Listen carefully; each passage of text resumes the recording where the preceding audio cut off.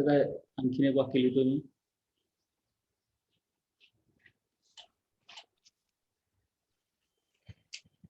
To decide acidity.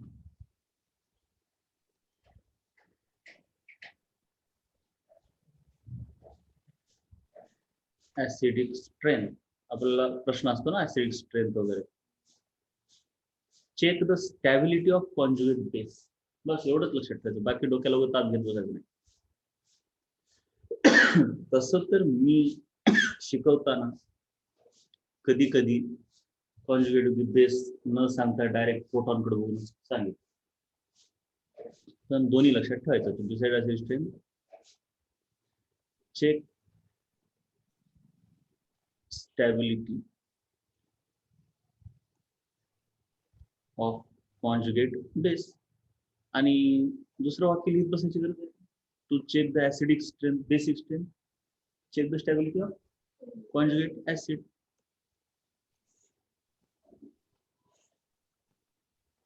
अपेक्षा कळलं काय?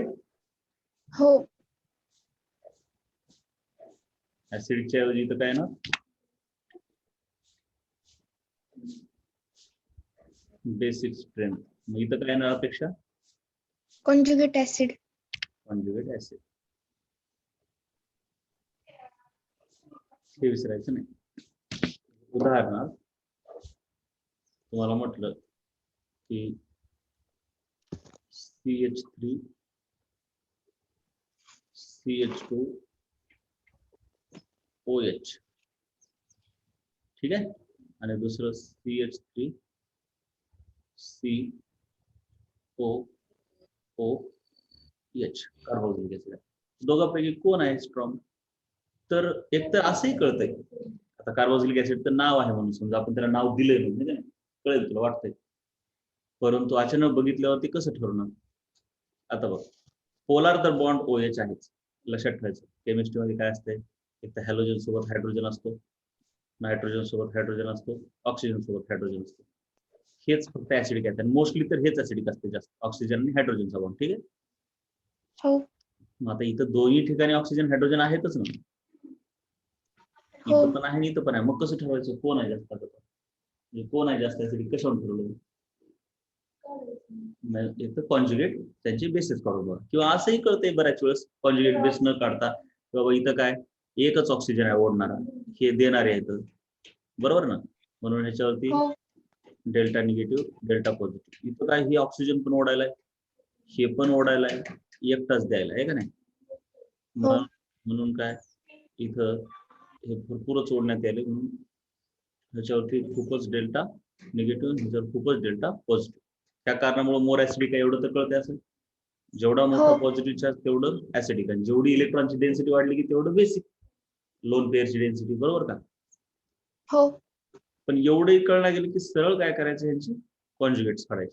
कॉन्जुगेट काढण्यासाठी H+ काढून टाकावं लागतो, आहे का नाही? हो. CH3 CH2 H+ काढल्यावर काय होतं इथं? O- होते. हे कॉन्जुगेट बेस, हे H+ निघून गेला. तसंच इथं CH3 COO-. कोण असेल स्टेबल बघून कळतंय का सांगा? इंडक्टिव्ह इफेक्ट लावून बघायचा, रेझोनन्स म्हणजे ॲरोमॅटिसिटी वरी तेच केलं, परंतु आता इथं काय करू शकता आणखी? इथं कसा विचार करणार, दोघांपैकी कोण स्टेबल आहे सांगा? दोन कॉन्जुगेट बेस तुम्हाला दिसायला, सांग कोण स्टेबल आहे? दोघांपैकी कोण स्टेबल आहे? आपण एवढे बघितलं ना स्ट्रक्चर, आता कोण स्टेबल आहे कसं करायचं? सेकंड. कशामुळे? रेझोनन्समुळे झालं, कारण त्याच्यामध्ये कॉन्जुगेट सिस्टीम आहे सेकंड मध्ये, कार्बोक्सिलेट आयन मध्ये. हो. So this is resonance stable. मग हा स्टेबल आहे म्हणजे त्याचा कॉन्जुगेट ऍसिड कसा असणार?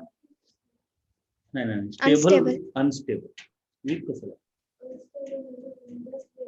जास्त रिएक्टिव्ह, कळलं? स्टेबल म्हणजे वीक, हे शब्द आधी लक्षात घ्या. स्टेबल म्हणजे वीक, अनस्टेबल म्हणजे रिएक्टिव्ह स्ट्रॉंग, हे कळलं?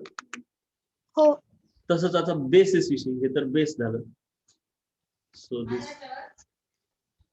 Is more acidic. आता कोण? हे 1 हे 2. ठीक आहे. So 1 is more acidic than less acidic than 2, right? हो. तसंच आता तुला समजा असं एक दिलं, वेगवेगळं देऊ शकतो आपण, काय असं गडबड नाही. प्रत्येक वेळेस रेझोनन्स असा असं काही नाही. इंडक्टिव्ह इफेक्ट पण बघावं लागतात कधी काही.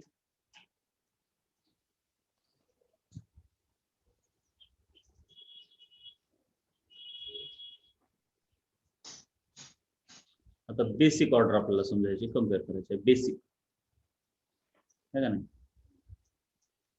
2 काम आहेत. एक तर तुम्ही त्याचे कॉन्ज्युगेट काढा किंवा असंच डायरेक्ट सांगा इलेक्ट्रॉनची डेन्सिटी. ऍसिड साठी याच्यावर पॉझिटिव्ह चार्ज किती होतो ते बघायचं, आणि इथं काय बघायचं, इलेक्ट्रॉनची डेन्सिटी. बरोबर. पहिल्या आणि दुसऱ्यामध्ये सांगा. इलेक्ट्रॉनची डेन्सिटी नायट्रोजनवर कुठं जास्त असते, एवढं तर कळलंय की लोन पेअर डोनेट करणारे. मग डोनेट कधी करणार, जर डेन्सिटी जास्त झाली तर. मी डोनेट कधी करणार इलेक्ट्रॉन, जर माझ्याकडे जास्त आले तर. हा सांग बरं. अपेक्षा दोघांपैकी सांग, कुणाकडे डेन्सिटी तुला जास्त आहे वाटतं.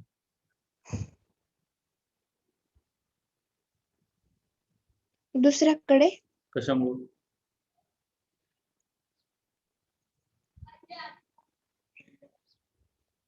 कशामुळे? त्याला दोन्ही साइडनं भेटायला म्हणून. दोन्ही साईडने भेटायला म्हणून. बरोबर आहे. एक तर असे सांगता तुम्ही, असं बघून सांगता येते की हा सेकंडरी वाला जो आहे तो स्ट्रॉंग म्हणजे चांगला बेस आहे. चांगला बेस म्हणजे स्ट्रॉंग आहे, म्हणजे त्याच्याकडे जास्त इलेक्ट्रॉन आहेत त्याच्याकडे, म्हणजे ह्याच्यामध्ये बेसिक आहे नायट्रोजन, दुसरं कोण नाही. मग ह्याला द्यायला आता बरं पडतं. तसं कळत नसेल ह्याचे काय काढायचे होते तुम्ही? कॉन्जुगेट कॉन्जुगेट ऍसिड काढण्यासाठी ह्याच्यात काय ऍड करायचं आपण? H plus add H. करायचं. NH3 प्लस होईल, 2 पेअर निघून गेली. कळलं? हो. तसंच इथं म्हणजे कोऑर्डिनेट बॉन्ड होतो बरं आता. हे एक्स्ट्रा जो नवीन हायड्रोजन आला ते हे लोन पेअर सोबत असा कोऑर्डिनेट बॉन्ड करतो. आपण डायरेक्ट असं दाखवलं. आता इथं पण तेच विचार करायचा, कोण स्टेबल आहे. इथं एक जण द्यायला, इथं 2 जण द्यायला. कॅटायन आहे ना, मग कॅटायनला देणारे बरे पडतात का नाही, कसं सांग. देणारे. देणारे बरे आहेत. मग सांग आता हो. कोण स्टेबल आहे. सेकंड सेकंड स्टेबल आहे. So this is stable. मग हे स्टेबल आहे म्हटल्यावर हा स्ट्रॉंग, असंच का? हो. म्हणून इथं पण काय 1 आणि 2 मध्ये कोण चांगला? 2 आहे. 2 इज बेटर दॅन 1. कळाले का? हो. त्याच्यानंतर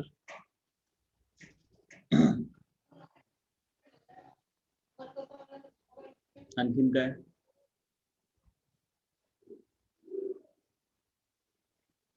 compare basic strength.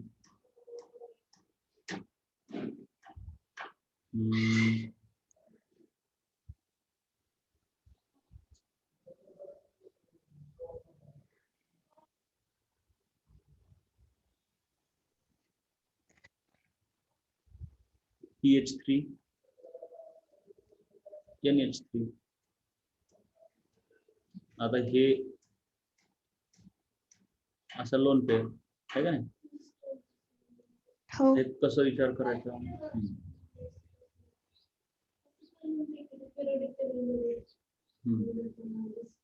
ते मोर ऍसिडिक आहे. ते मोर ऍसिडिक आहे म्हटल्यावर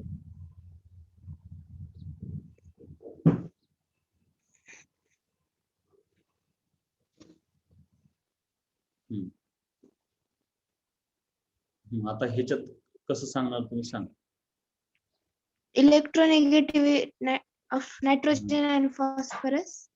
कसं आहे आता विचार करायला पाहिजे इलेक्ट्रोनिगेटिव्हिटी वरून. म्हणून काय वाटतंय, हे मोर इलेक्ट्रोनिगेटिव्ह आहे म्हणजे देणार नाही. नायट्रोजन. आता हे गोष्टी अवघड आहेत. हे तुमचं सध्या डोकं चालू शकतं कुठे. ते हायड्राईड मध्ये एवढंच लक्षात ठेवा. तसंच त्याच्यापेक्षा आपण काय विचार केलं पिरियडिक टेबल नुसार ना. पिरियडिक टेबल मध्ये काय होतं मेटॅलिक कॅरेक्टर वाढलं की मेटॅलिक कॅरेक्टर वाढलं की बेसिक हो. कॅरेक्टर वाढलं. ठीक आहे. पण मी हायड्राईड मध्ये हो. एक्सेप्शन आहे असं म्हटलं. एवढंच लक्षात ठेवा. हायड्राईड्स मात्र एक्सेप्शन आहे. हे हायड्राईडच आहेत ना नॉन मेटलचे.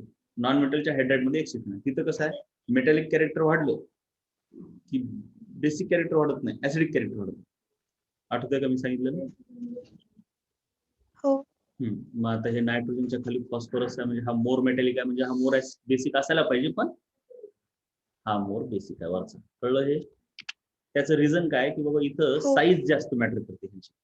ते HF HCl मध्ये पण आपण तेच होतो, साईज मुळे फायदा होतो. मग इथं हे साईज कशी छोटी असल्यामुळे डेन्सिटी जरा जास्तच वाढून बसते याची. जरी ह्याला द्या वाटणं गेली तर साईज एवढी छोटी आहे की त्याच्यावर डेन्सिटी खूप वाढली. इथं कसं आहे इलेक्ट्रॉनिक ह्याची कमी आहे, बट ह्याची साईज मोठी असल्यामुळे ते इलेक्ट्रॉन तेवढे घनता नाहीये असे पसरलेले आहेत, म्हणून तेवढ्या सहज देतात. हे असं एक्सप्लेनेशन झालं ते नंतरचं, बट एक्सपेरिमेंट आधी करून बघतात आणि मग हे कारण असेल असं सांगतात. So this is hydrides of non-metal is exception. ठीक आहे, ते पण झालं. त्याच्यानंतर आणखीन बेसिसिटीसाठी एक लक्षात ठेवायचं आपल्याला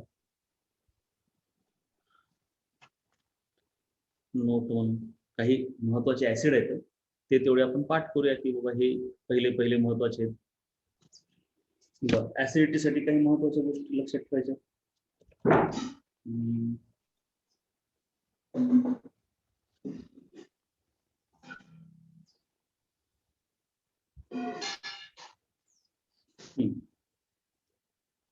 म्हणजे प्रश्न मेजर ह्यांच्यावरती येतात कधी आले तर.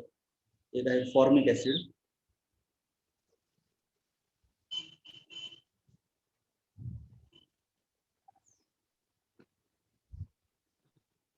आणि त्याच्यासोबत आहे दुसरं बेन्झोइक ऍसिड.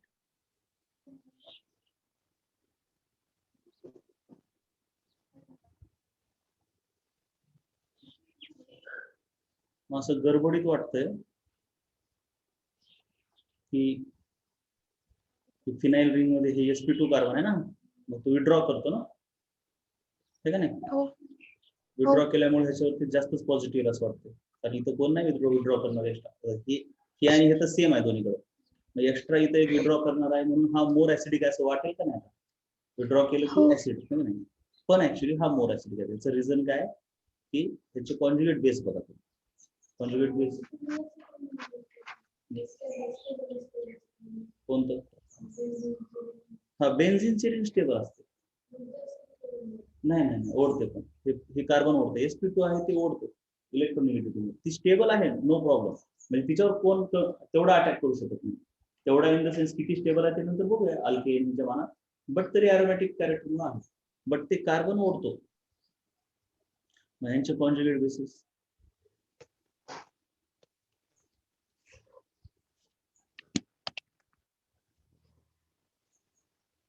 कॉन्ज्युगेट बेसिस कसे राहणार हेच पाठवा लागेल ना बेटा. हो. आणि प्रत्येकावर मायनस. आता याच्यात काय होतंय, ह्या ऑक्सिजनला ह्या रिंग मुळे आता काय होतं बघा जरा नीट. हा मोर स्ट्रॉंग आहे, हा स्ट्रॉंगर आहे म्हणजे हा स्टेबल आहे, हा लेस स्टेबल आहे. हा स्ट्रॉंग आहे, हा स्टेबल आहे. इथं त्यांनी काय दिले मग due to resonance plus R effect of phenyl group in Z. मग ती कॉन्ज्युगेट वरून नाही, इथूनच आहे. म्हणजे ह्याला काय आता कमतरता पडायला. मेन कसं असतं ह्याची ऍसिडिटी कधी वाढते, ह्याला कमतरता पडू लागली की ह्याला त्रास द्यायला सुरू करतो. एवढं कळलं का बेटा? हो. मग काय, आणि ह्याला कमतरता म्हणजे बेसिकली आहे की सुरुवातीतून व्हायला, त्याला कमतरता व्हायला हे ऑक्सिजन, बरोबर का? ह्याला कमतरता पडली की ह्याला त्रास हो. देईल. एवढं कळलं? हो. मग काय होतंय की ह्यालाच कमतरता तेवढी पडू देत नाही ही, म्हणजे sp2 न ओढून घेते, म्हणजे इंडक्टिव्ह न ओढून घेते, बट रेझोनन्स न देते. म्हणजे ओव्हरऑल या कार्बनला भेटेल का चोरी होईल? भेटेल. भेटायला त्या रिंग कडून. म्हणून हो. हे कार्बन थोडा सॅटिस्फाय होतो, मग ह्याला त्रास देत नाही, ह्याला त्रास दिला नाही, असं त्याचं रिव्हर्स रिझन. कळलं का? हो. हा हा हे कला पुन्हा सांगतो मी.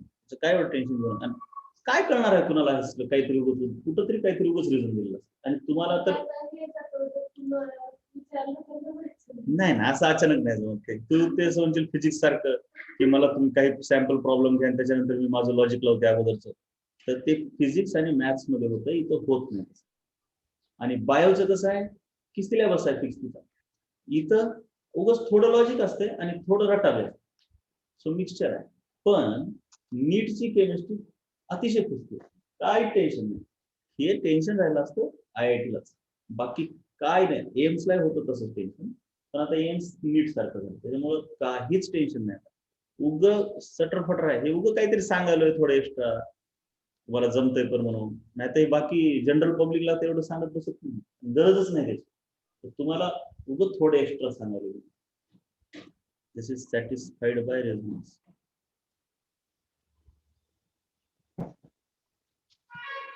Bye resonance. आता तुम्हाला आत्ताच आहे जे आहे ते एक्स्ट्रा मी ह्याच्यातच शिकवणार. पुढचे चॅप्टर सुरू झालं की एक शब्द एक्स्ट्रा नसतात.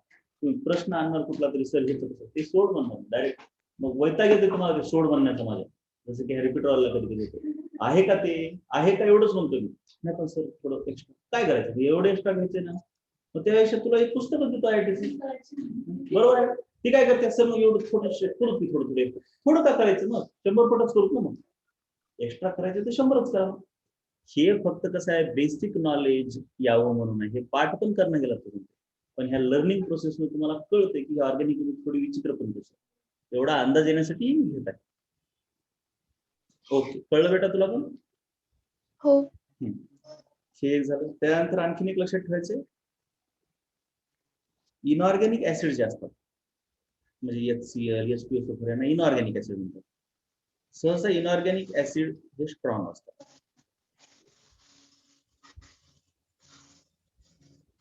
इनऑर्गॅनिक ऍसिड मध्ये पण स्ट्रॉंग ऍसिड आणि वीक ऍसिड असतात. स्ट्रॉंग ऍसिड म्हणजे पाण्यात टाकल्यावर 100% तुटणार, HCl, H2SO4 सारखे, जे की इक्विलिब्रियम मध्ये झालंय आपल्याला. पण काही वीक ऍसिड पण आहे, जसं की HF, इनऑर्गॅनिक आहे पण वीक आहे. हायड्रोजन फ्लोराईड तो वीक ऍसिड आहे. त्याची मी तुम्हाला देतो इथं सिक्वेन्स थोडी सांगतो.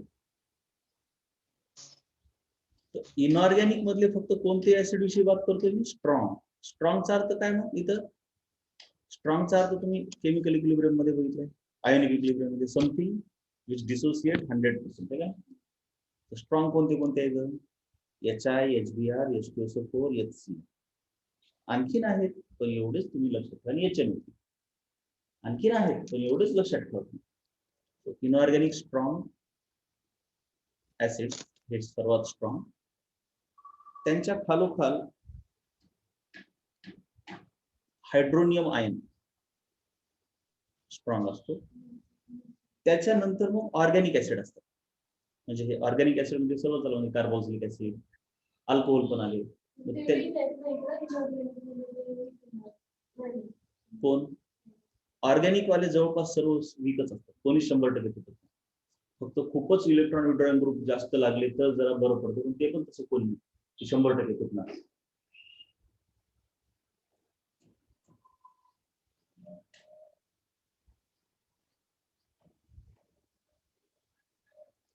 ऑर्गॅनिक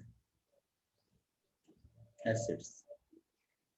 त्याच्यानंतर मग काय लक्षात ठेवायचं आपल्याला, वीक ऑर्गॅनिक ऍसिड, ह्यांच्या खालोखाल कोण आहे ना, weak organic acids, inorganic strong acids.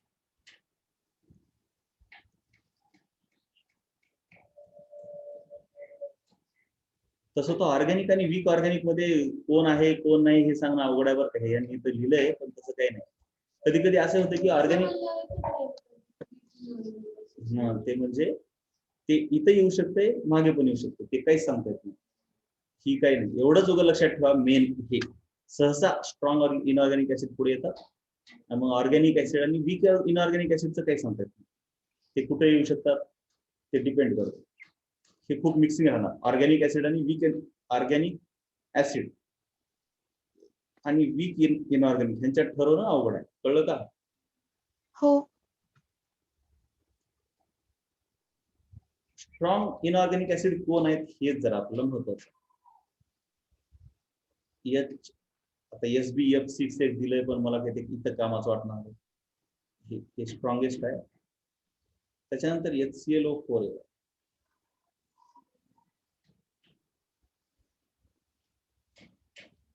त्याच्यानंतर HI, त्याच्यानंतर HBr, त्याच्यानंतर H2SO4. बघा जरा कुठे येतो H2SO4.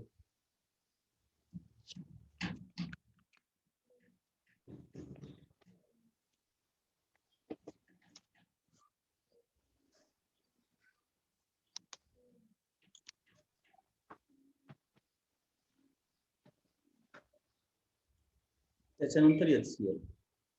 आता ह्यांच्यात तर कळलं HI का स्ट्रॉंग आहे, कारण खाली आहे, बॉन्ड त्याचा मोठा असतो. आपल्याला HCl खूप स्ट्रॉंग वाटतो, पण त्याविषयी HI आहे बरं का. हो.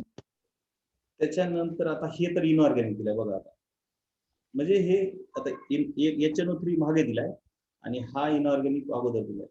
C6H5 सोडून द्या, काही गरज नाही. सांगेल तसं नाही, तेवढं जास्त कामाचे देतो तुम्हाला.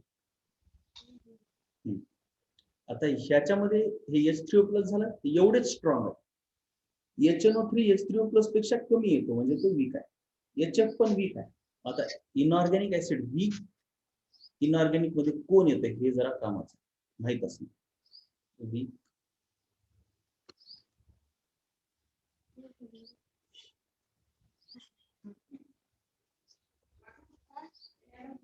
ऑर्गॅनिक तर झाले.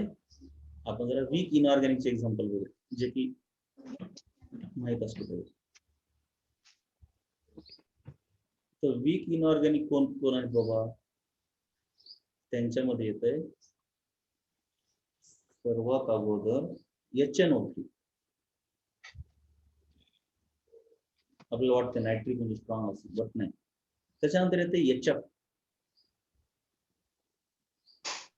त्याच्यानंतर कामाचा सांगतो मी फक्त, बाकी HCN कुठे गेला? हायड्रोजन सायनाइड ते इथं दिलाच नाही, म्हणजे खूपच वीक आहे. ते इथं दिला नाही फक्त तो. ठीक आहे, हे पण कामाचं आहे. HFच्या नंतर H2CO3 दिला जातो. त्या टेबल मध्ये दिला नाही, परंतु मी तुम्हाला त्याची जागा करून देतो. HNO3 H2CO3 दिला आहे. त्याच्यानंतर HF दिला, H2CO3. कार्बोनिक ऍसिड ज्याला आपण म्हणतो, कसं तयार होते? कार्बन डायऑक्साईड पाण्यात मिसळलं, ऍसिड रेन मध्ये तयार होते कार्बोनिक ऍसिड. मग तसे आणखी नाही तर सल्फ्युरस. ते किती येतं, काय काय पाठ करणं, तुझं कामाचं द्यायला. त्याच्यानंतर H2S एक असतो, हायड्रोजन सल्फाइड गॅस. आणि त्याच्यानंतर एक लक्षात असू द्या, H2S च्या खालोखाल हायड्रोजन सायनाइड HCN.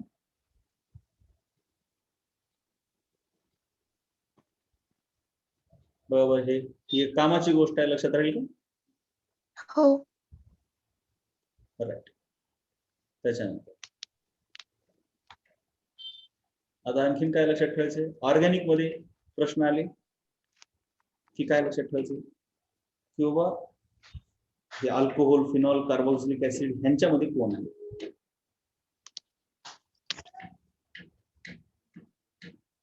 ऍसिडिक विषयी सांगतो मी. तर फिनॉल हा स्ट्रॉंग आहे.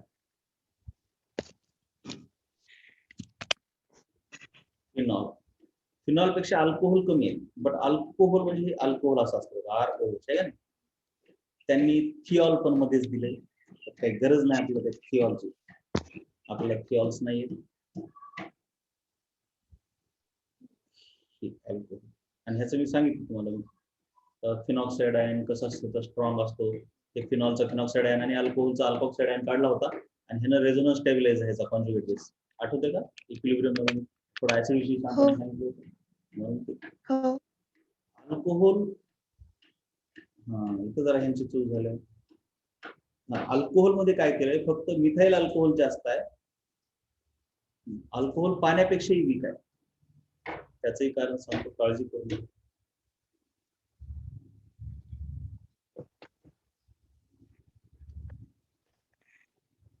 हे असं आहे. पण मिथाईल अल्कोहोल त्यांनी मध्येच ठेवलाय, म्हणजे पाण्यापेक्षा. आता बघ तसं काय नाही ना, म्हणजे काय त्याचं तुम्हीच सांगू शकता. एकतर त्याला इथं देत, इथं काहीच देणार नाही, बरोबर का? हो ह्याचे थोडं सॅटिस्फाय झालं म्हणून त्याचं पॉझिटिव्ह कमी झालं, म्हणून पाण्यापेक्षाही weak. आता इथे त्यांनी मिथाईल अल्कोहोलला पाण्यापेक्षा पुढे ठेवलं, पण मला काही पटणार नाही, मी देत नाही, कळलं का?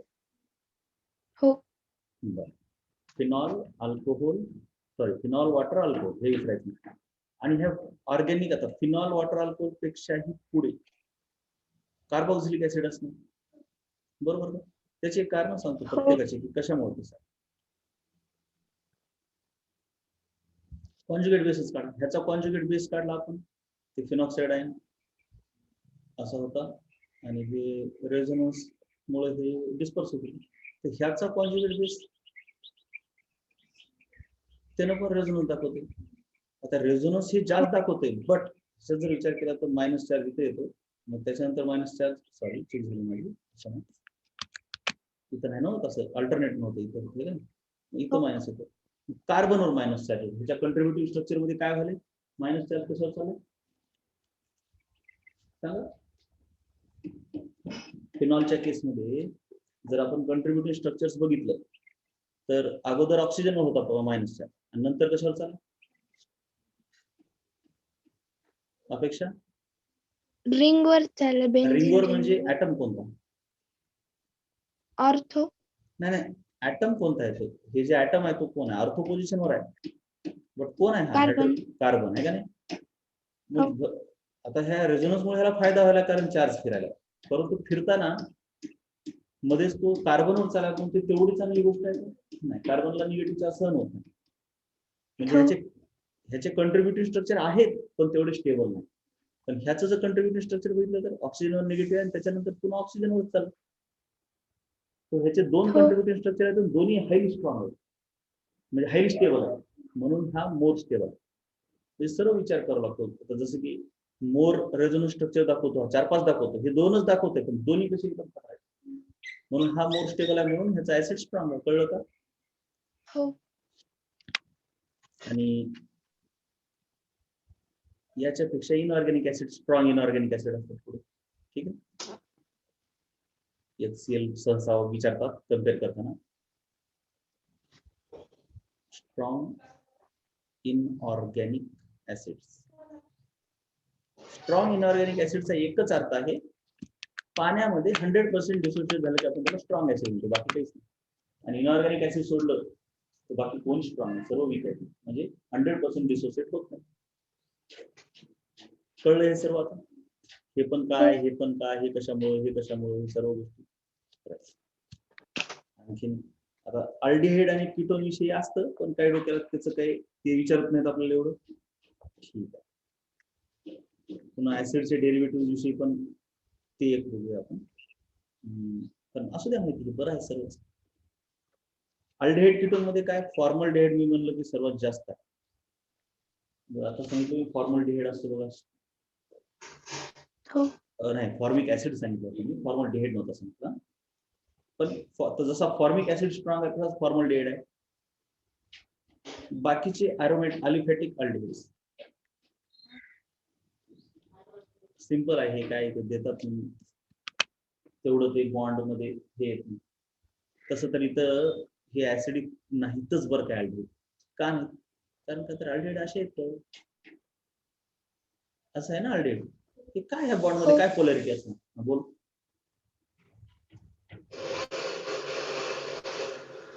हा कळलं हे बेटा? हो त्या बॉन्ड मध्ये काहीच पोलॅरिटी नसणार नाही. कार्बन हायड्रोजनच्या बॉन्ड काय म्हणजे ऍक्च्युली खूपच कमी ऍसिडिक आहे, पण त्यातल्या त्यात हा जरा बरा आहे, हा आणखीन कमी आहे. का कमी आहे? कारण इथं जर आर लावलं तर हे देणार, दिल्यावर तर मग आणखीनच सॅटिस्फाय होणार.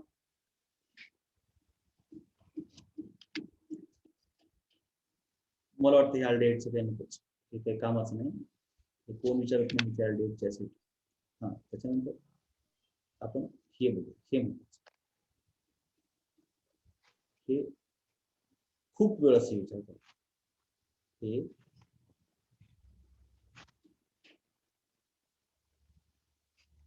हे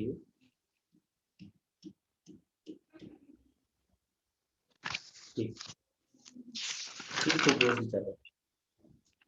बघा बरं हे पटायला इलेक्ट्रोनिगेटिव्हिटी वरून त्याची इलेक्ट्रोनिगेटिव्हिटी जास्त असल्यामुळे हा जास्त ओढेल ना, हो हा कमी ओढेल. कळाले? हो हो म्हणजे त्या अडचण नाही.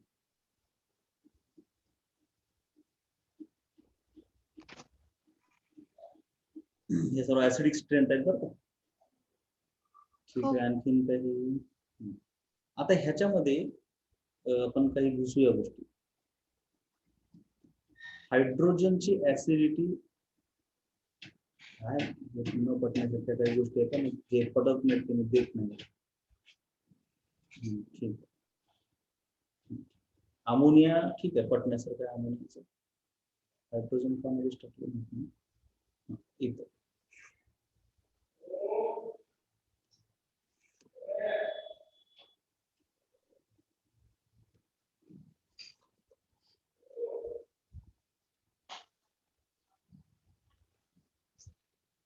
ही अमोनिया म्हणजे कसं असतंय, ह्यांनी हे दिलेले पॉईंट असतात ते विचारलेले बऱ्याच वेळेस. आता या अमोनियाचं कसं नायट्रोजन मोर इलेक्ट्रॉन आहे, हो लोन पेअर मोर बेसिक पण आहे, बट तरी त्याचं नायट्रोजन हायड्रोजन बॉन्ड पोलार आहे, कळलं का?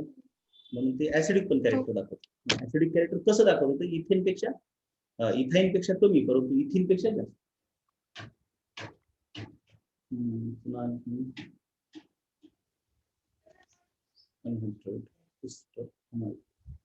कार्बोक्सिलिक ऍसिडचे डेरिव्हेटिव्ह असतात बघा, बरोबर आहे ना? म्हणजे कार्बोक्सिलिक ऍसिड हे असं असतं आणि त्याचे डेरिव्हेटिव्ह म्हणजे R C double bond O O H ला कार्बोक्सिलिक ऍसिड म्हणतात. आणि ह्याच्या ठिकाणी वेगवेगळे ग्रुप आले की ते डेरिव्हेटिव्ह होतात. कधी हॅलोजन होतं, कधी अमाइन होतं. ते बघूया आपण. सर्वात पहिले सर्वात जास्त हे जरा विचारण्याचं आहे, कारण कार्बोक्सिलिक ऍसिड मध्येच ऍसिडिटी विचारतात, अल्डिहाइड कीटोन मध्ये तेवढं नाही विचारत, म्हणून मी ते टाळलं आहे का नाही. कार्बोक्सिलिक ऍसिड मध्ये कामाचंच आहे ऍसिडिटी हे. त्याच्यानंतर अनहायड्रेट आर सीओ हा झाला फिक्स ग्रुप आहे का नाही. हो त्या ठिकाणी वेगवेगळे ग्रुप येतात. अनहायड्रेट म्हटलं की असा ग्रुप आहे.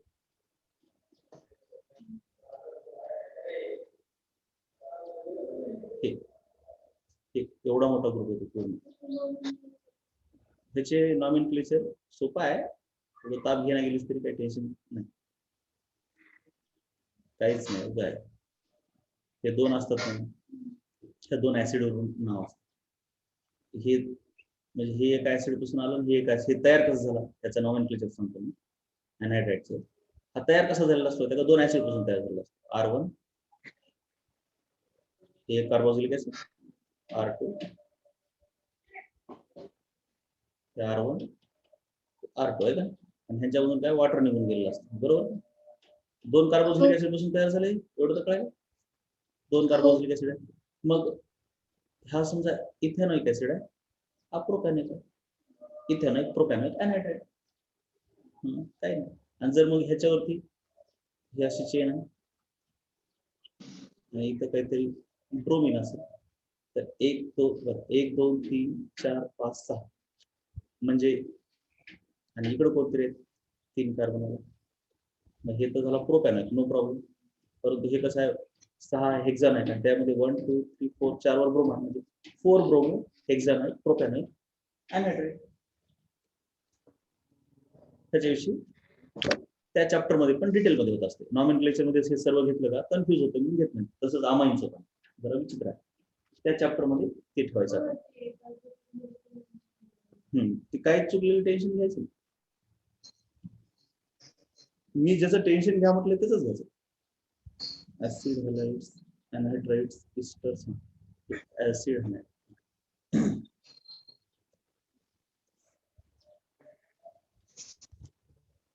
त्याच्यानंतर कोण अनहायड्राइड इस्टर.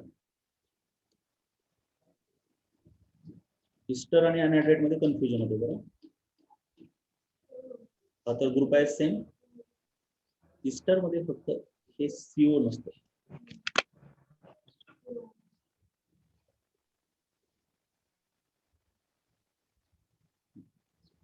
आणि त्याच्यानंतर कोण अमाइड.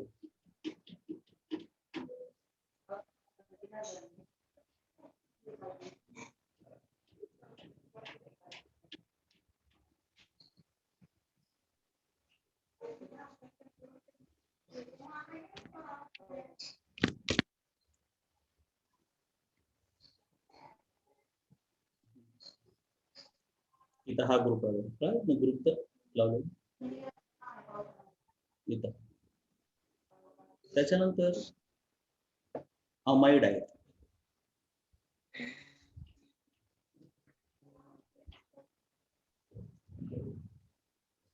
आणि सर्वांचा पॅरेंट म्हणजे कार्बोक्सिलिक ऍसिड आहे, ते नाही विसरायला पाहिजे. तर आता ह्याच्यामध्ये हे स्ट्रॉंग आहे, हे असं आहे, लक्षात ठेवा. त्याचे रिझन्स काय बाबा, इथं काय विड्रॉ करायला बरोबर आहे. विड्रॉ केल्यामुळं हो इथला जो याचा जो हायड्रोजन आहे ना, इथं अमोर ऍसिड बनतो, कळलं का? आपण तिथल्या हायड्रोजन हो बात करतो. इथं काय व्हायलंय, ह्यानं विड्रॉ करायला बट रेझोनन्स न द्यायला, कळलं? बरोबर, कळलं का बेटा? हो हे रेझोनन्स तसंच रेझोनन्स मध्ये आले आणि इंडक्टिव्ह विड्रॉ करायला. पण इथं जरा ओढणारे दोन ऑक्सिजन आणि इथं तसंच ओढायला पण नायट्रोजन ऑक्सिजनच्या ताकदीने थोडंसं इंडक्टिव्ह इफेक्ट लावणार, रेझोनन्स तेवढाच लागला. कळली का? आणि ही ऍसिडिटी कुणाची आहे? हे इथल्या हायड्रोजनची आहे, कळलं? हो ह्यांच्या पेक्षा पुढे कोण आहे बाबा? ह्यांच्या पेक्षा पुढे आहे कार्बोक्सिलिक ऍसिड, म्हणजे त्या सर्वांचा पितामह. त्यांच्या पुढे नाही येते.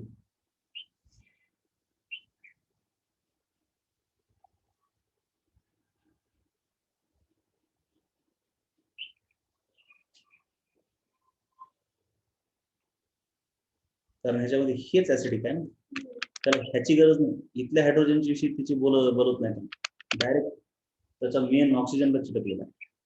तर हे ऍसिडिटीसाठी काही गोष्टी लक्षात ठेवायच्या.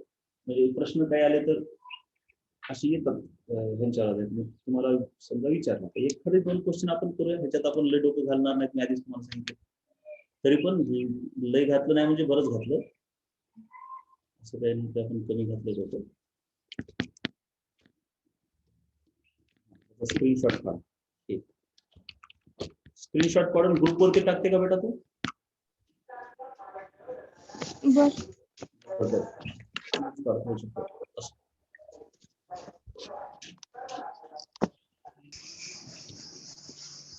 ऑर्गॅनिक केमिस्ट्री मध्ये आपण बऱ्याच बेसिस वगैरे अशा गोष्टी बघितल्या बघा, ठीक आहे.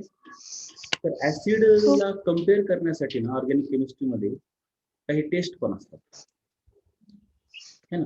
म्हणजे काही माहित असलं तर आपण कसं टेस्ट करतो ऍसिडला, लिटमस पेपर वगैरे, है.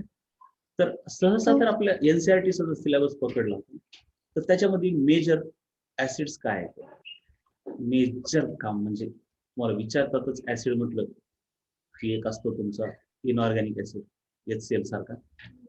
त्याच्यानंतर कार्बोक्सिलिक ऍसिड त्याच्यापेक्षा थोडी वीक, त्याच्यापेक्षा थोडेसे वीक असतात फिनॉल,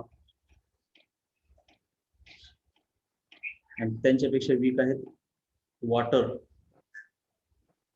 आणि वॉटरपेक्षा वीक आहे अल्कोहोल. हेच तर मेन आहेत तुमचे, हेच जास्त वेळेस येतात. मग एखाद्या बॉटलमध्ये जर तुम्हाला कार्बोक्सिलिक ऍसिड आणि फिनॉल दिलं तर कसं ओळखणार की ते वेगळं कसं? तर ऍसिडला डिफरन्शिएट करणारे काही रिएजंट आहेत बघा.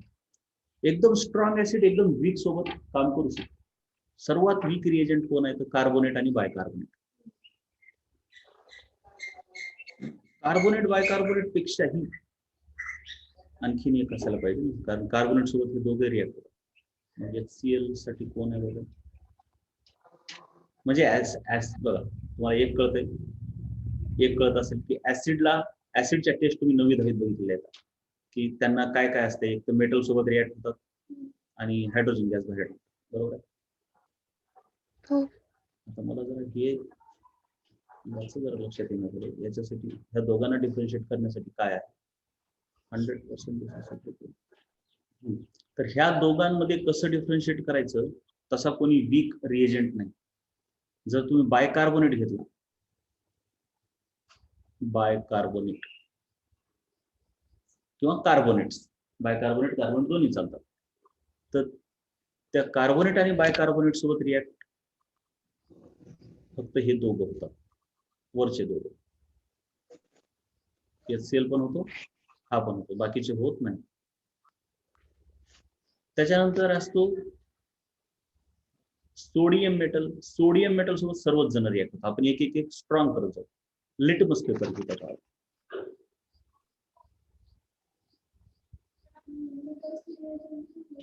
लुकास रिएजंट काय होणार नाही. आपण एक बेस घेतला समजा NaOH, तर NaOH सोबत मग काय होणार, इथपर्यंत ब्लू. लिटमस पेपर साठी काय येणार, हा येणार. ठीक आहे, लिटमसच्या ऐवजी मी आता NaOH होतो. अगोदर आपण NaOH होतो.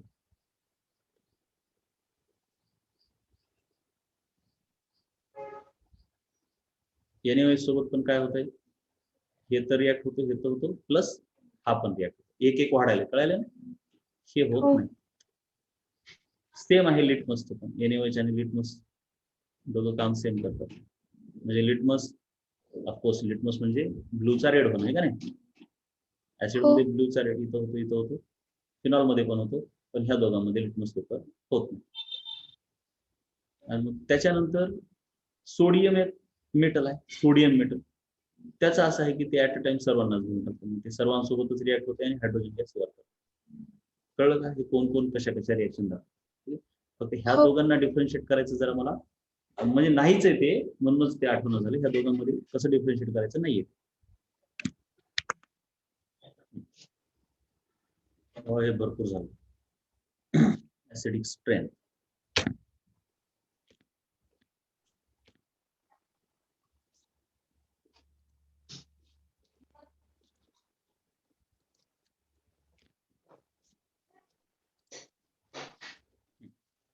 The question, arrange the following in decreasing order of acidity.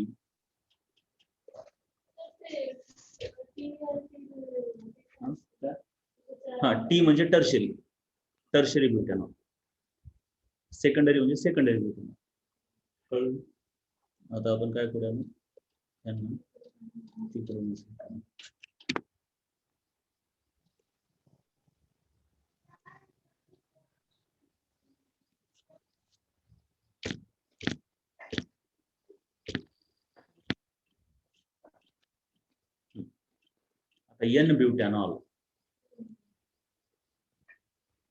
N butanol म्हणजे असं, N म्हणजे नॉर्मल. कळलं का काय, तुला असं थोडा बहुत अंदाज आहे ना अपेक्षा. ब्युटॅनॉल हो. N 1 2 3 4. मिथाइल अल्कोहोल CH3OH आहे का नाही. Secondary butanol. हो. सेकंडरी म्हणजे असं, आणि टर्शरी ब्युटॅनॉल म्हणजे असं.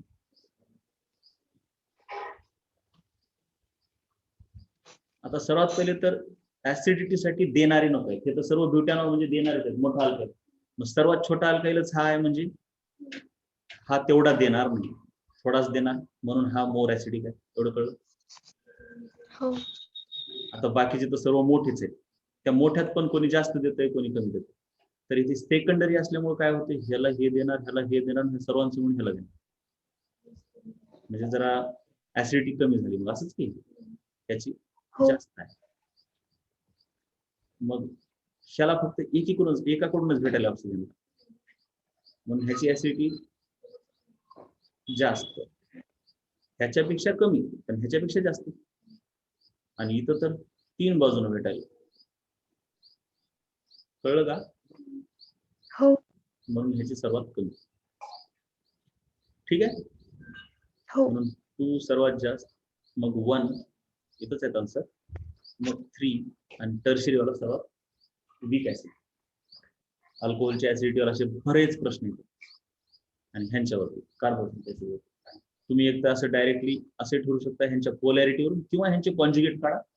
बऱ्याच वेळेस कॉन्ज्युगेट काढायची गरज पडत नाही. कॉन्ज्युगेट काढलं का मग काय होतंय, हे मायनस होतंय, मग हे मायनस होतंय, मग हे मायनस आहे म्हणलं, तिघं द्यायलेत म्हणल्यावर ह्याची आणखी डेन्सिटी वाढली, म्हणून ह्याची स्टॅबिलिटी कमी झाली.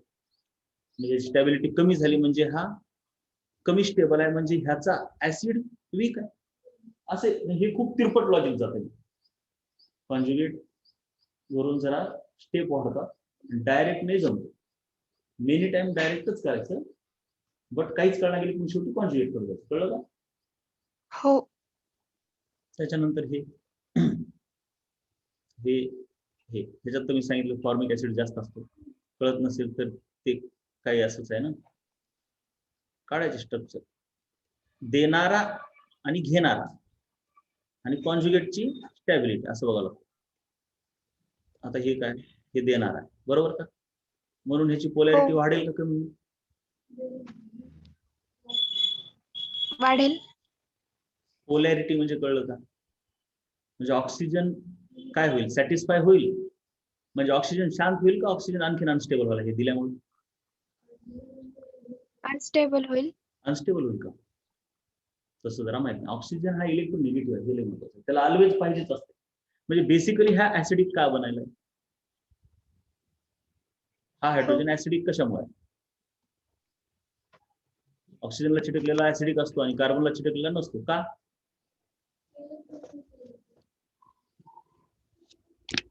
सांग बरं हे तरी.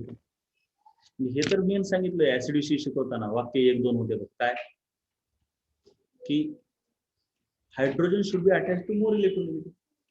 आठवतंय? हो. तरच ते ऍसिडिक बनेल. ऍसिडिक म्हणजे काय, पॉझिटिव्ह चार्ज येणं ना हायड्रोजन. हो. मग पॉझिटिव्ह चार्ज कधी येणार, जर तो कुणाला चिटकला तर? ऑक्सिजनला. ऑक्सिजन म्हणण्यापेक्षा इलेक्ट्रोनिगेटिव्ह ऍटम आहे का नाही? हो. म्हणून ह्याच्यावरती पॉझिटिव्ह चार्ज आहे.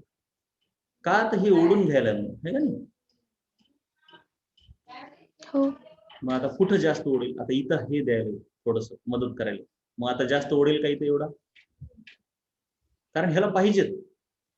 मग इकडून भेटायला म्हणलं थोडं इकडून कमी घेणार, असंच का?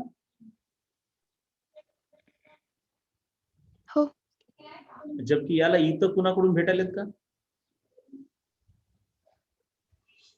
इकडून भेटायलेत का? हे देतो का हायड्रोजन? हो. अरे हायड्रोजन देत नाही ना बेटा.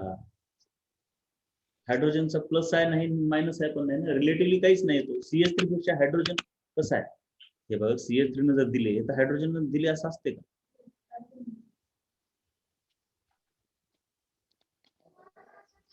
इंडक्टिव्ह इफेक्ट मध्ये हा कसा आहे, प्लस आहे का मायनस आहे?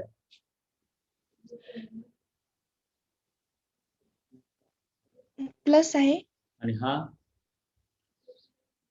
मायनस. मायनस.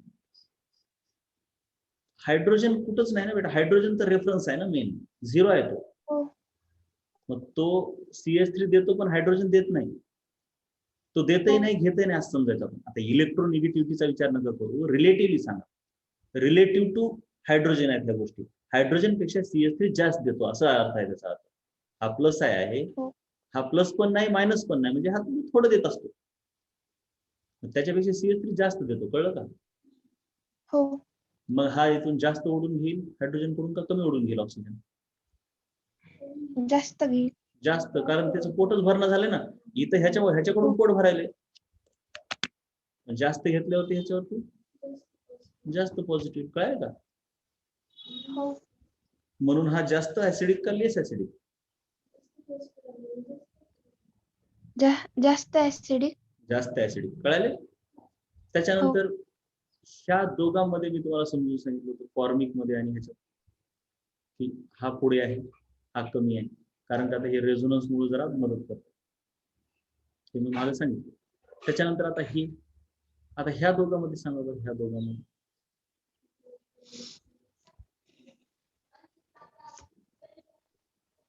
कोण जास्त असेल दुसऱ्यात आणि तिसऱ्यात?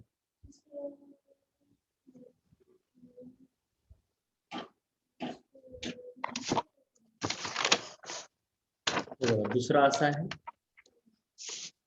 देणारे घेणारे ह्याच्यावरूनच आहे, काय एवढं नाही आहे.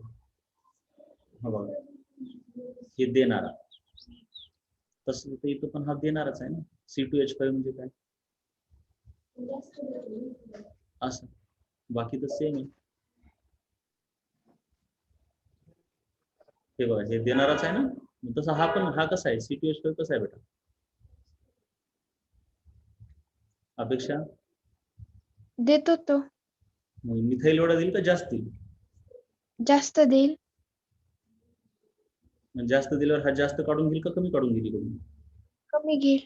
म्हणून ऍसिडिटी कमी होते. कमी होते. मग तिसऱ्याची कमी आहे, कळलं का? हो. पुन्हा आता हे 5व्याचं बघा, देणाऱ्यांची संख्या वाढली का कमी झाली? बघा, वाढली. वाढली कशावरून? 2च कार्बन आहेत, इथं पण 2च कार्बन आहेत.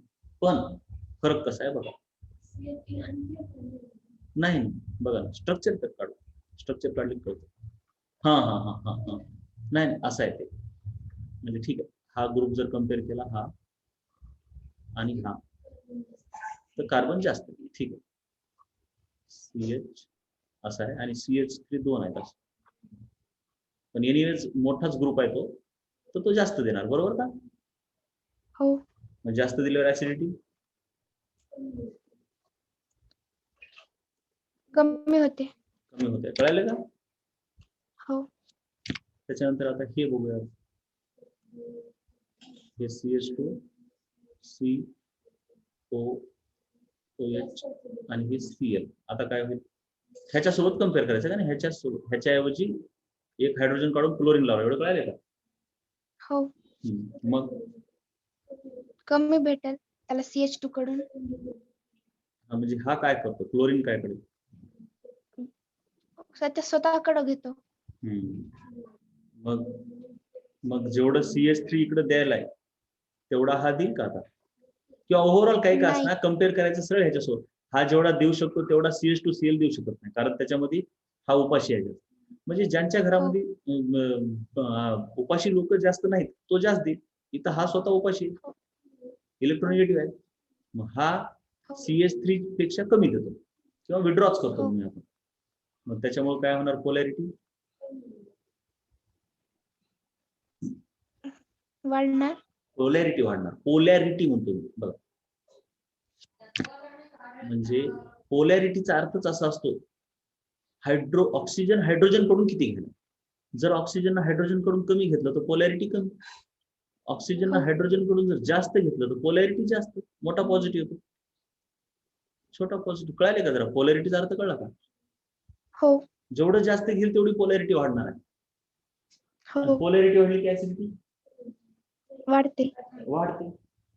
मग ह्या Cl मुळे पोलॅरिटी वाढणार. वाढणार का? कारण Cl काढून घ्यायला ना, मग Cl ला काढून घेतलं की ऑक्सिजनचं डोकं उठते, ऑक्सिजनचं डोकं उठलं की ते हायड्रोजन कडून काढून घेते, हायड्रोजन कडून जेवढं काढतात तेवढी पोलॅरिटी होते किंवा प्लस चार्ज वाढतो. हो. कळलं हे? हो. आता आता तुम्ही डोकं लावा, आता डोकं लावा तुम्ही, आता मी नाही सांगत ह्याच्यात, तुम्हीच बोलायचं. हे कसं आहे असंच सांगा, डायरेक्टली सांगा बरं. हे आणि हे ह्या दोघांना कम्पेअर करा, काय वेगळं दिसतंय आधी ते बघा. स्ट्रक्चर काढत बसायची गरज नसली पाहिजे प्रत्येक वेळेस. सेकंड मध्ये क्लोरीन आहे ओढायला. Very good. हा विड्रॉ करणार आहे, बाकी सर्व सेम. विड्रॉ केल्यामुळे काय होणार, ऍसिडिटी त्याच्यामुळे ऍसिडिटी वाढणार. आता कसं वाढणार.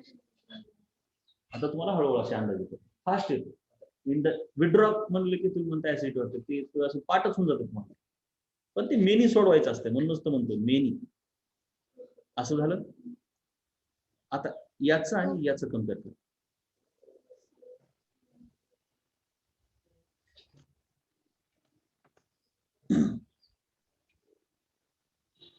ते क्लोरीनची पोझिशन बदलली त्याच्यामुळे. Very good. क्लोरीनची पोझिशन बदलली, दूर गेला. मग दूर गेल्यामुळे ताकद त्याची कमी होणार. कमी होणार, म्हणजे क्लोरीनची ताकद कमी होणार. क्लोरीन ताकद कमी झाल्यावर ऍसिडिटी कमी होणार. कमी होणार. म्हणजे 3 is less acidic than 2, 3 is less than 2.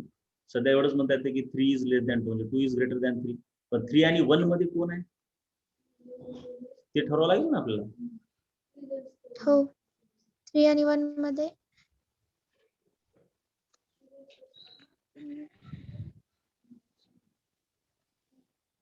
बघ ना वेगळं काय आहे बघ. 3 जास्त आहे. क्लोरीन आहे.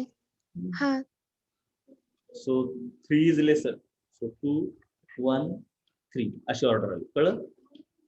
हो चुकली का? 3 इज लेस दॅन 2. 2 3 1 येते. हा 2 3 1. 2 is greater than 1, 2 is greater than 3 आणि 3 इज ग्रेटर दॅन 1 असं होतं ना. हो फोर्थ मध्ये अजून लांब पोझिशन लांब झाली क्लोरीन. म्हणजे हे असं तुम्हाला आपोआप येत राहतं बेटा, काय नसतं. Practice is the most wonderful thing. चलो आता ह्याच्यात पहिल्याला आणि दुसऱ्यालाच आधी कम्पेअर करायचं. जास्त डोक्याला ताप घेत. सेकंड ची ग्रेटर दॅन 1 कशामुळे? क्लोरीन आहे. इथं क्लोरीन आहे ओढणारा. दुसऱ्यात आणि तिसऱ्यात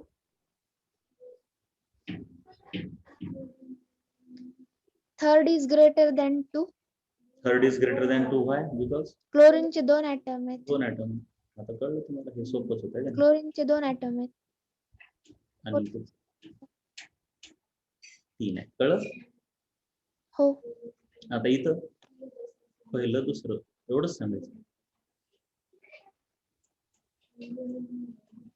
फक्त इथे एक चुकलं जरा. CH2 पाहिजे. नाही तर बॉन्ड 5 केले कार्बनचे. हे CH2 Br चा अर्थ कळतं ना? CH2 असते आणि Br ह्याच्यावर असतं बरं का? हो second is greater than 1. Why? Chlorine is more electronegative than bromine. Chlorine more electron. Very good. आता कसं फटाफट यायला बघा. हा पुढे बोला.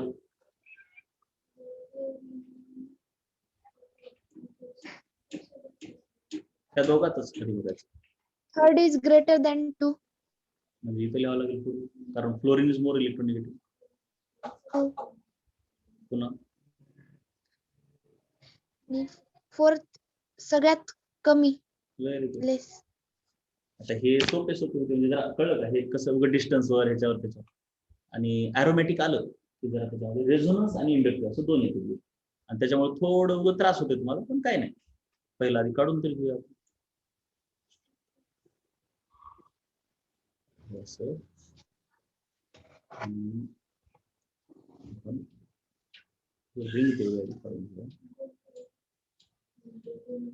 गोल का नाही? कारण कधी कधी रेझोनन्स काढावं लागते, म्हणून जरा गोल काढत नाही.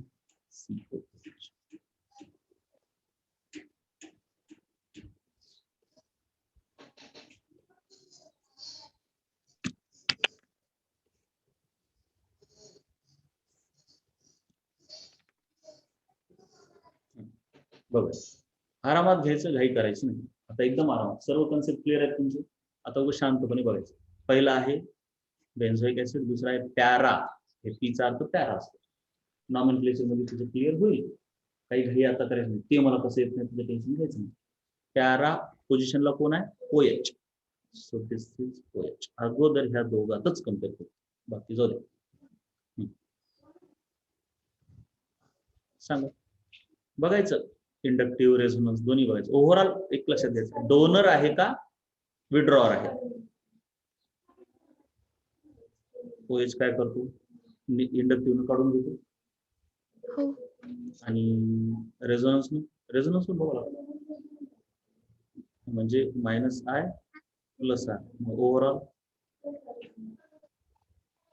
ओव्हरऑल तो देणार. मग आणि हे पॅरा पोझिशनवर आहे म्हणून इफेक्ट होतो. पॅरावर नसलं तर, मेटावर असलं असतं तर रेझोनन्सचा इफेक्ट झाला नसता. लक्षात घ्या, रेझोनन्सचा इफेक्ट ऑर्थो आणि पॅरावर होतो. ओव्हरऑल देणार आहे. देणाऱ्यामुळे काय होतं? ऍसिडिटी. Acidity increases.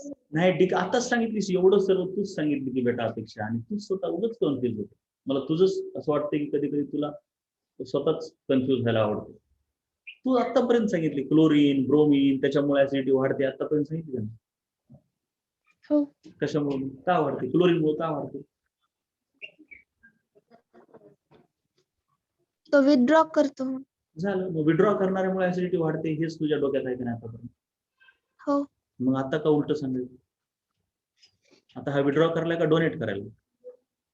डोनेट करायला. मग डोनेट मुळे काय होते? ऍसिडिटी कमी होणार. कमी होणार. कळलं?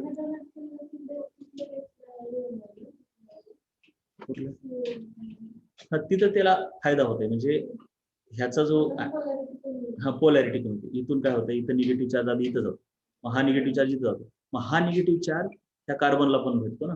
म्हणजे बघा, एवढं तर कळलंय की पॅरा पोझिशनवर निगेटिव्ह चार्ज जातो पुढे मारून, आणि हो. इथं आल्यावर कसा फायदा होतोय? OH. आणि आता इथं आला मायनस चार्ज, की हा मायनस चार्ज इथं जातो, की इथं जाते, म्हणजे ह्या कार्बनला हा मायनस चार्ज भेटल्यासारखंच आहे. मग ह्याला मायनस चार्ज भेटला की ह्याची जरा शांती होते, म्हणजे हे ऑक्सिजननं जे त्रास दिला ह्याला ते कमी होतो, आणि मग ह्याची शांती झाली की मग थोडं ह्याच्याकडून भेटते ना, ह्याच्याकडून भेटलं की मग ह्याच्याकडून कमी घेतो. मेन ते पॅरा पोझिशन असल्यामुळे. मेटावर असेल तर काहीच फायदा होत नाही त्या रेझोनन्सचा. कळलं बेटा? हो. म्हणजे मेटावरती फायदा होत नाही, तोटा होत नाही, कारण रेझोनन्सचा फायदा होऊ शकतो, तोटा होऊ शकतो, ते काही सांगता येत नाही काय होईल, प्लस आर आहे का मायनस आहे त्याच्यावर. हो. त्याच्यानंतर आता हे पॅरावरती सी येते. आता सर्वात पहिले काय 1 2, त्याच्यामध्ये आपण काय ठरवलं? 1 इज ग्रेटर दॅन 2.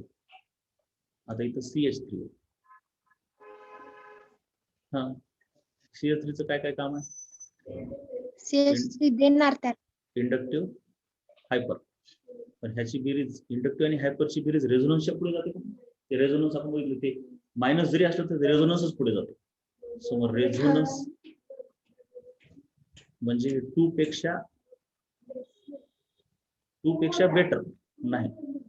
2 चा इफेक्ट मोठा आहे, पण 2 चा इफेक्ट काय? ऍसिडिटी वाढवणं का कमी करणं? कमी करणं. म्हणजे 2 ची ऍसिडिटी जास्त कमी अपेक्षा. हो. 2 चा इफेक्ट मोठा झाला, इलेक्ट्रॉन जास्त कोण दिले? OH ने दिले का CH3 ने? CH3 ना. अरे रे, OH कशाने द्यायला? कोणत्या इफेक्ट ने द्यायला? रेझोनन्स न द्यायला. रेझोनन्स. आणि CH3 कशाने द्यायला? इंडक्टिव्हने. आणि हायपर कॉन्ज्युगेशन. हो. मग कोणता इफेक्ट असतो स्ट्रॉंग? रेझोनन्स. मग रेझोनन्स ने दिलेलं कसं ऐकते? मग जास्त कोण दिले? सेकंड न दिली. सेकंड न दिले. मग जास्त दिले म्हणल्यावर ऍसिडिटी वाढली का कमी झाली? कमी झाली. कमी झाली. म्हणजे 3 इज ग्रेटर दॅन 2 आलं. हो. ठीक आहे. त्याच्यानंतर हो. क्लोरो. हॅलोजन एक अशी एकमेव आहेत की ज्यांच्यामध्ये रेझोनन्स पेक्षा इंडक्टिव्ह ग्रेटर असतो. रेझोनन्स पेक्षा हॅलोजन एकटे तसे.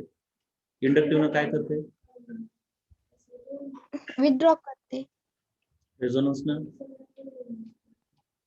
देते. कारण लोन पेअर आहे. आता इथे हो. लक्षात ठेवायचं, आपण ऍसिडिटी चेक करलो, हे सेम काम आपल्याला ह्यांचे ऍनायन तयार करून, म्हणजे कॉन्ज्युगेट बेसिस तयार करून करतात. कॉन्ज्युगेट बेस तयार होणार, त्याची स्टॅबिलिटी पण ह्या रेझोनन्स मध्ये ठरते. कळलं का बेटा? हो. त्याच्या फक्त उलट काम, काहीच नाही. जसं की आपण आता काय म्हटलं की ह्या दोघांमध्ये कसं ह्यानं दिलंय ना, दिल्यामुळं काय झालं? मग त्याची पोलॅरिटी कमी झाली. च्या ऐवजी ह्यांची आपण काय केले असते? कॉन्ज्युगेट बेसिस असे तयार केले असते. हे मग कॉन्ज्युगेट बेस तयार केल्यामुळं आता ह्याला तर काही नाही, जसं आहे तसं आहे, पण ह्याचा कॉन्ज्युगेट बेस ऍनायन आहे ना. कॉन्ज्युगेट बेस ऍनायन असत, मग त्याला दिल्यावर त्रास होतो. कॉन्ज्युगेट बेसचं कसं असते, म्हणजे ऍनायनचं कसं त्याला देणार नाही पाहिजे, घेणार पाहिजे. म्हणून आता हे OH द्यायला आहे, दिल्यामुळे ह्याला त्रास झाल्यामुळे स्टॅबिलिटी कमी झाली. स्टॅबिलिटी कमी म्हणजे अनस्टेबल. हा अनस्टेबल म्हणजे ह्याचा ऍसिड वीक. असंच का? हो. म्हणजे तुम्ही कॉन्ज्युगेट बेसने एक्सप्लेन करा किंवा डायरेक्ट स्ट्रक्चरने एक्सप्लेन करा, दोन्ही उत्तर सेम येतात. पण कधी कधी डायरेक्ट स्ट्रक्चर उत्तर येणे दिली की कॉन्ज्युगेट बेस कडे जायचं. म्हणजे आपलं इंडक्टिव्ह आणि रेझोनन्सचा वापर करता येणं, ह्याच्यासाठी तुम्ही कॅटायन, कार्बायनायन ह्यांच्या स्टॅबिलिटीचे प्रश्न सोडवले तरी येतं होतं. आणि तुम्ही ऍसिड बेसचे उत्तर सोडवता, म्हणजे तुम्ही ऍक्च्युली रेझोनन्स इंडक्टिव्हचा वापर कसा करायचा हेच शिकायला. तुम्ही काही असं ऍसिड आणि बेस काहीच करणार आहात तुम्ही ऍक्च्युली रेझोनन्सचे ऍप्लिकेशन करणार. कळलं का? हो. आता क्लोरीन प्लस आर मायनस आहे, बेरीज काय होणार? नाही, मी म्हटलं ना हॅलोजन मध्ये कोण आहे महत्वाचा?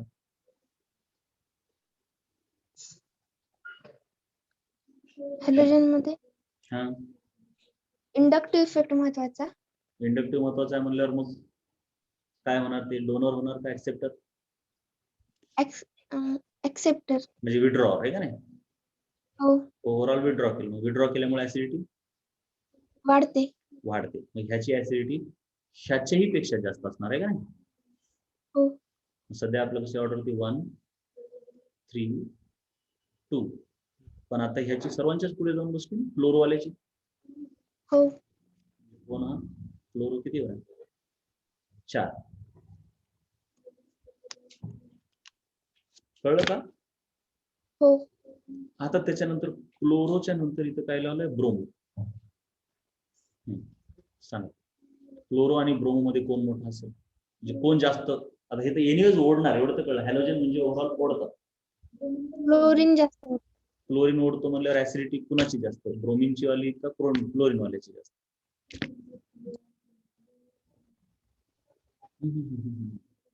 ते हायड्राईड विषयी, ती त्यांची ताकदीचा विचार करा. कुणाची ताकद जास्त आहे? क्लोरीनची आहे ना? क्लोरीनची. क्लोरीनची ताकद जास्त आहे म्हणजे तो जास्त ऍसिडिटी ओढू शकतो. हो. म्हणून 4 इज ग्रेटर दॅन 3. 5. त्याच्यानंतर आता नायट्रो. नायट्रो आला तर सबसे डेंजरस असतो नायट्रो, आहे का नाही? हो. ते ऑर्डर लिहून दिलं तुम्ही, ते पाठ करा. हो. इंडक्टिव्ह मध्ये पुढेच आहे तो, रेझोनन्स मध्ये तर कोणी पुढे मागे नसते. ते just resonance rate yes no असं असतं. तर इंडक्टिव्ह मध्ये ते इलेक्ट्रोनेगेटिव्ह डिपेंड करते. नायट्रो सायनाइड म्हणजे मायनस आय मायनस आर का प्लस आर? Minus R.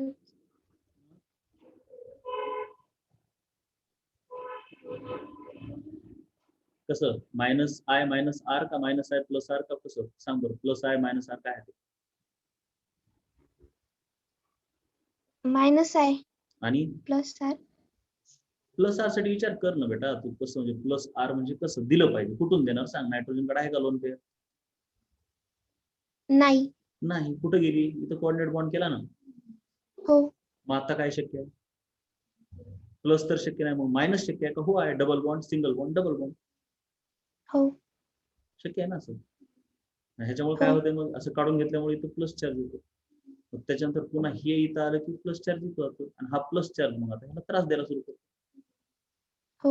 ह्याला त्रास देतो इन द सेन्स ह्याच्या ऍनायनला त्रास देतो, कॉन्ज्युगेट बेसला. नाही, कॉन्ज्युगेट बेसला स्टेबल करणार आहे का? कारण प्लस चार्ज हा. मायनसला स्टेबल करणार. हे स्टेबल झाल्यामुळे ऍसिडिटी वाढली. त्याच्या हो. उलट जर बघायचं असेल तर हे OH बघा, इथं हा प्लस आल्यामुळं ह्याच्याकडून ओढायला सुरू करतो. खूप ओढतो. ओढल्यामुळे हे ह्याच्याकडून ओढतात, ह्याच्याकडून ओढलं की ऍसिडिटी वाढते. किंवा ओव्हरऑल मध्ये काहीच नाही. हो, आयनं पण ओढायलाय, रेझोनन्स पण ओढायलाय, ओढलं की ऍसिडिटी वाढते. हो. म्हणून सबसे आगे कोण आहे? नायट्रोजन. रेझोनन्स मुळे का इंडक्टिव्ह मुळे? रेझोनन्स मुळे. नाही. ठीक आहे, रेझोनन्स मुळे. रेझोनन्स ते ह्याच्यात पण आहे आणि नाही मायनस आर कोणाकडेच नाही ना, प्लस आर आहे त्याची. हा, रेझोनन्स मुळे ह्याच्यात पण इंडक्टिव्ह पण ह्याचा मोठाच आहे. हो. क्लिअर झालं? हो. आता तुम्हाला बराच मी अंदाज दिला. आता हे बेसिसिटीवरचे काही क्वेश्चन आपण ह्याच्यानंतर घेऊ. ह्या ऍसिडिटीवरचे घेतले, काही बेसिसिटीवरचे घेतात आणि नंतर मग बस करूया ह्याच्यात. ठीक.